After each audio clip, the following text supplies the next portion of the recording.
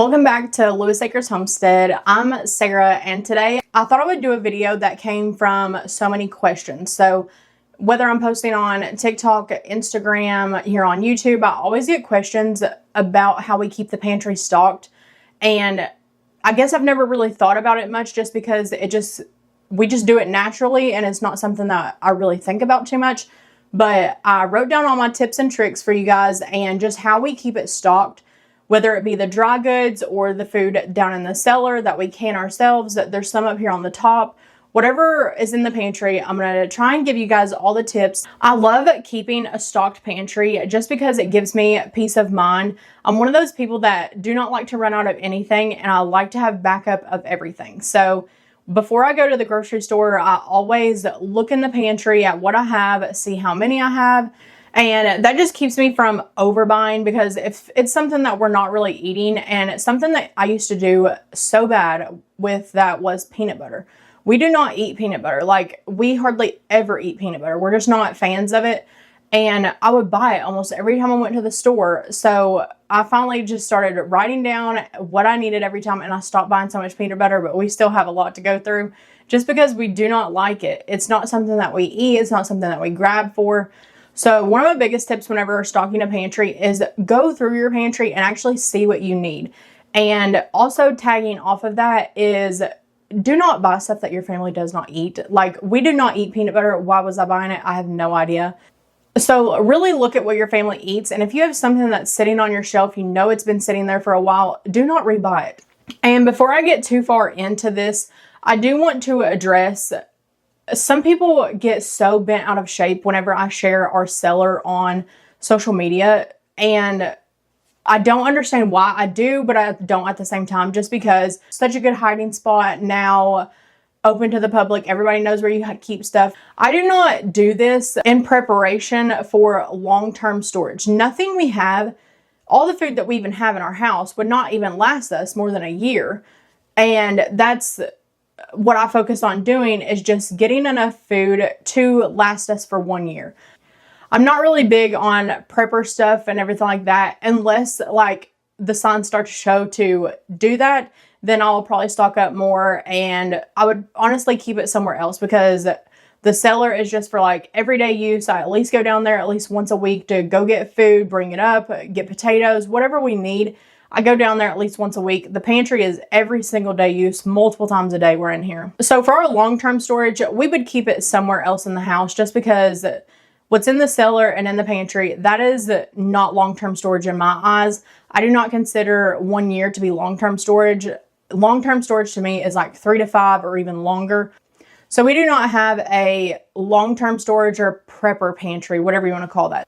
So when I share the cellar, it's not meant to be hidden. Like, I'm not giving up our hiding place or anything like that. Like, some people get so bent out of shape about that, and I think people are missing the point. I do not share this to be a long-term storage place. I share to give other people ideas on how to use their cellars, because so many people have cellars, they just don't know how to use them. I would consider our pantry a from scratch pantry. We do try to make the majority of all of our food from scratch. So I like to keep all of my basic ingredients on hand at all time. And this is a pantry that is built off of years. We did not just go out and buy all of this at once. My next tip for building a from scratch pantry is bulk buying. And I know that's not possible for a lot of people. So just take what applies to you from these tips and then leave what doesn't. So if you cannot bulk buy, then I would just shop sales, because there are some really good sales out there. You just have to pay attention and shop whenever the sales are going on.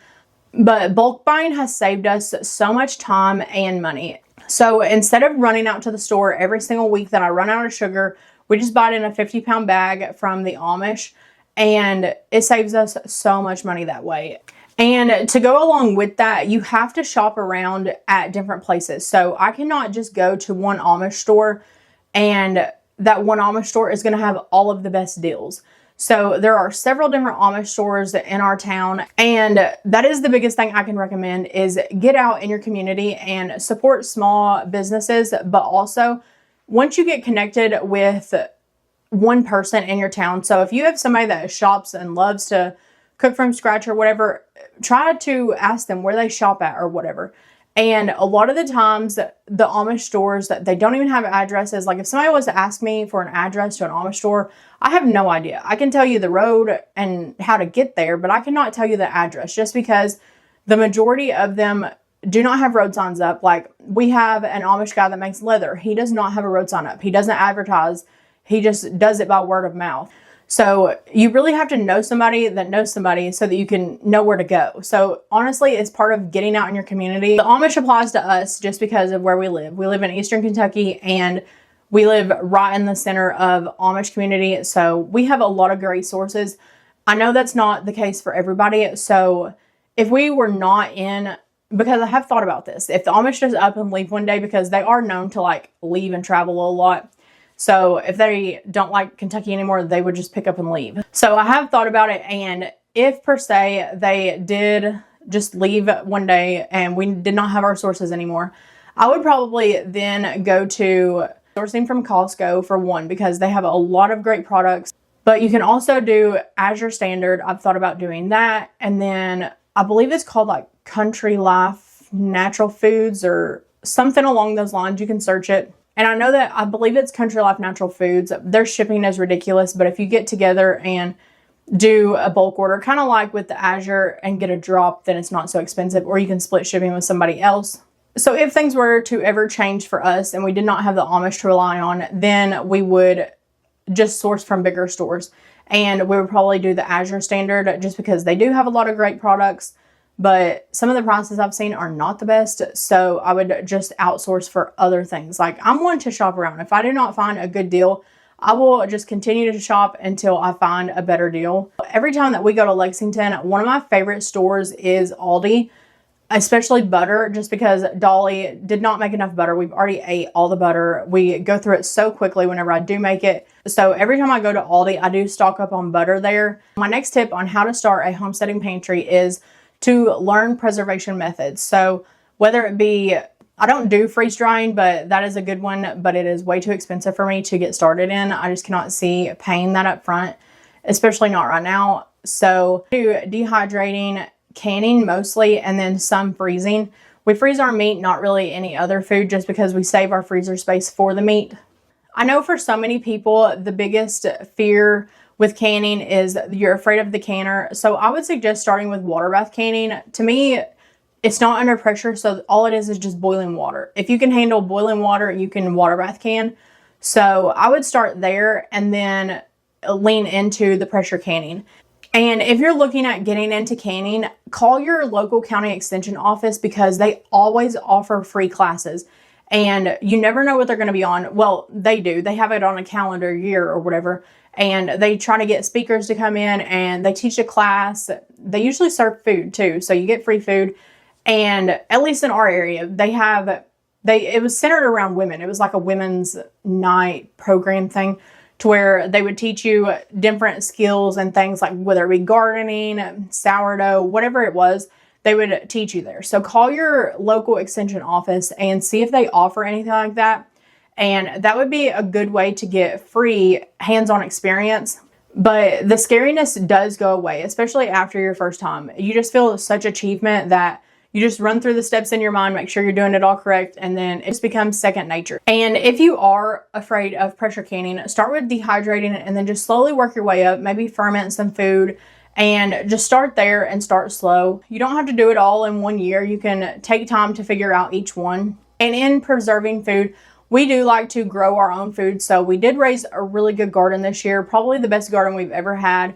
But on years whenever we do not have a good garden, we do go to the Amish produce auction near us, and that is where we'll buy it in bulk and then just can it all up. So wherever you can get a good deal, if you don't have a produce auction around you, go to the farmer's market, especially at the end of the day. Usually they're just needing to get rid of that stuff, and work out a deal with them. Talk to them. I would just talk to them and be like, how much do I have to buy to get a deal? If something did not do good in our garden and I cannot find it on sale, or just nobody trying to get rid of it or anything like that, then I will go ahead and just buy it canned from the grocery store and put it on our shelf, and we'll use it until the next year whenever I hopefully get it canned. But raising a garden is a huge cost saver for us, and it also helps our pantry shelves look like this, to where we're eating our own homegrown food year round. There is very, very little besides our fruit. Our fruit we do have to buy usually, but everything else is grown by us, especially this year. Like I said, this was our best gardening year. With the canning, that leads us back to seasonal. So a lot of a homesteading pantry is seasonal. So in the summertime, that is whenever you're going to hit your biggest restock. So with the canning, that leads us full circle back around to how it all gets stocked. That is the biggest question I get, is how do I restock the shelves? And like I said, everything that I've canned, I'm hoping that will last us a year. If it doesn't, I'll go to the grocery store or source somewhere else. But during the summer, that is whenever everything will get restocked. So in the winter and spring, that is whenever we eat the majority of our canned food. A lot of it gets eaten during winter and then going into spring also, which if you think about it, it's actually perfect because in winter you're cooking more, you're baking more. And then during spring, that's whenever things really start to pick up for us around here on the farm. So we have a lot of late nights and things are just starting to get busy. We're starting to get the garden ready. So everything just picks up speed and we need some quick dinner. So that's whenever I will pull from the cellar, the pantry, and eat some canned food. So we do eat through a lot of it very quickly during the spring and winter. And so during summer, we focus on anything that comes out of the garden or that is fresh grown. That will be recanned and it will go for next year. So we'll eat through all of this year's stuff. Hopefully we're empty by that time, and then we will start restocking everything by next summer whenever it comes out of the garden. And then during fall and winter, I will still can like broths, beans, anything that we buy from the store or just like to have on hand, like bone broth. That is something I love having on hand. It's so expensive to buy a good bone broth at the grocery store. So that is something we always keep on hand. So I do make a big part of that every once in a while and then just can it. I do a lot of vacuum canning. So anything that we do bulk buy, a lot of the times I do vacuum can it just to put it in a smaller jar and in a more usable, because on the pantry shelves, I keep the majority of all of our dry baking goods. I always keep it in a 1/2 gallon jar. So usually whenever I buy in bulk, I will either put it in a 5-gallon bucket, which is underneath the countertop here, or if I want it in a smaller, more usable size jar, then I will put it in a 1/2 gallon jar. So oats and cocoa powder, that always goes in 1/2 gallon for me. And that will lead us into the last tip, which is to store your food properly. One of the biggest things, we live on a farm. I'm sure if you're on a homestead or wanting to homestead, like you have struggled with mice before, and there are field mice everywhere here. But as far as your pantry goes, store your food properly, because one, if you don't, it's going to go to waste. If you leave a bag open, the baking products, they are just like a bag of chips or something. They're going to go stale, like oats, and I've even had cornmeal go stale before. So store it properly. And then if you deal with pests or mice, you need to prepare for that. It can be aggravating, but take it out of the package from the grocery store unless it is a glass jar. If it comes in a glass jar, that should be fine. Or like a hard plastic container, but the bags, it is going to get chewed through. So you need to put it in a glass jar. And vacuum canning, that is one of the biggest things that I love, is a vacuum canning.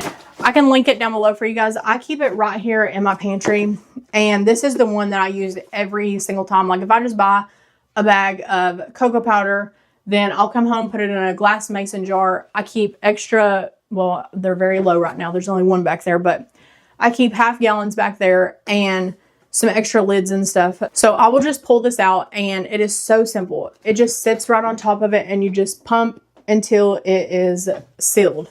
So this one is probably the easiest. If I'm doing a big bag, like 50 pounds of something, then I will get out my actual vacuum sealer that has the hose and everything, and it does all the sucking for you. But the majority of the time that is not needed. I just use that. It's so handy. So to wrap this up, the biggest thing is to just take your time doing this. It is not going to be quick, and find some sources. So that would be the starting point for me, is to go find some better sources than what you're currently getting, and see if you can get plugged in your community some way to get some better deals, better sources, and just start with what your family uses and actually eats and go from there. But that is going to be it for this video. So thank you guys for watching, and I hope you guys will like and subscribe.